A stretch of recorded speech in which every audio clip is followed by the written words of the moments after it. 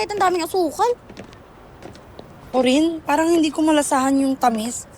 Ganito ata pag dihado ka sa love life, pag hindi ka gusto mo, tao gusto mo. Same girl. Pwede ikaw? Alam niyo naman yung tungkol kay Gavin, di ba? Speaking of, kita tayo mamaya sa court. Matulong naman ako. Ba't naman kasi pumayag ka pa na mag-set ng date para dun sa Gavin at dun sa Cathy? Malala ka pa sa amin eh. Masokista ka, girl. Sabihin niyo kung anong gusto niyong sabihin tungkol sa akin. Basta tulungan niyo naman ako. Oo naman, wala namang iwanan sa mga sauli.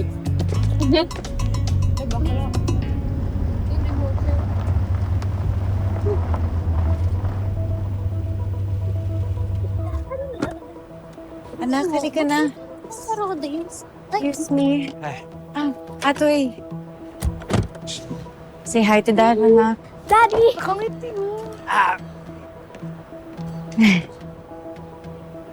Salamat Pinayagan mo ang anak natin. Nagpupumilit eh. Kaya sabi ko just for this weekend. Kaya ikaw mag-behave ka, anak, ha? Tawagan mo na lang ako kapag may kailangan.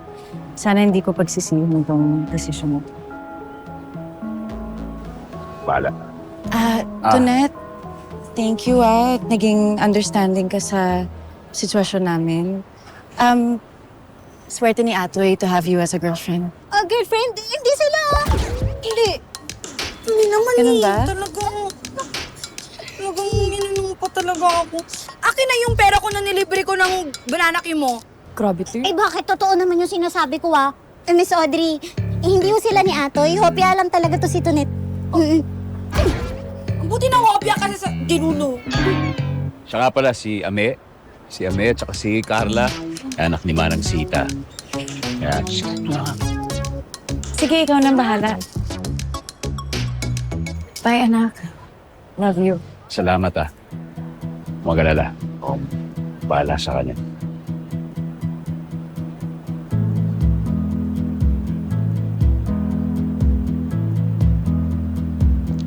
Bye. Take care. Halika. Hi, Janine! Ako si Manang Sita. Kayo ang may dito. Hindi, Janine. Hindi, ninang ko siya. Dito siya nagtatrabaho sa shop. Ito, matagal na siya nagtatrabaho rito. Tumutulong sa amin dito, nag-a-assist. Saka marunong din siya manahe. Okay. Dito ako nagtatrabaho. Minana ko pa to sa tatay ko, yung Lolo Delfin mo. Siya ang original na sastre, pinakamalupit na sastre dito sa Barangay Tabang Lupa. Kaya Mang Delfin's Tailoring ang pangalan nito. Okay. Saan si Ibiang? Nasa kwarto niya gumagawa ng assignment. Buti naman. Janine, pasensya na Ganito lang yung bahay ko. Medyo maliit lang, pero huwag ka mag-alala. Maayos to. Okay lang. Basta kasama ko ang daddy ko. Anong gusto mong... nagugutom ka ba? Gusto mo ipagluto kita? Parang ito mga meron tayo dyan sa ref. Ano bang paborito mo? Alam ko na, gusto mo mamasyal tayo. Pwede kita ipasyal dito sa lugar. Hindi, kukunan muna kita ng merienda. Alam ko may natir pa tayong champurado. Okay, wait lang!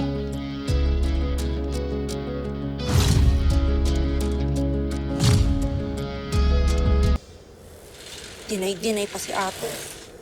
Halata namang may gusto pa talaga siya sa Audrey na yun. Selos ka naman. Alam mo, huwag mo nang itago. Alam ko naman may gusto ka dun kay Atoy Pero syempre lang, sa akin lang, ka lang niya sasaktan,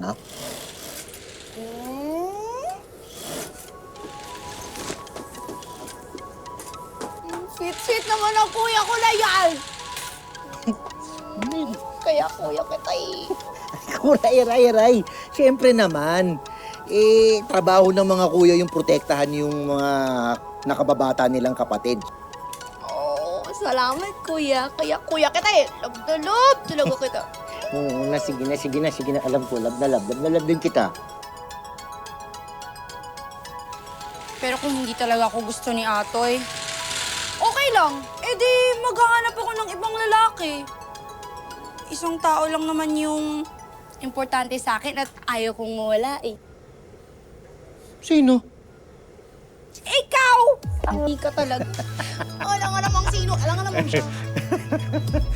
Oo na. Sige na. Ang arte mo. Medyo Sige mag-warning ngayon nung tayo nag-hug ng ganito. Sige na. I love you too. Teka na, tapusin mo na. Ariku, tapusin mo na itong ginagawa mo. Di po. Na.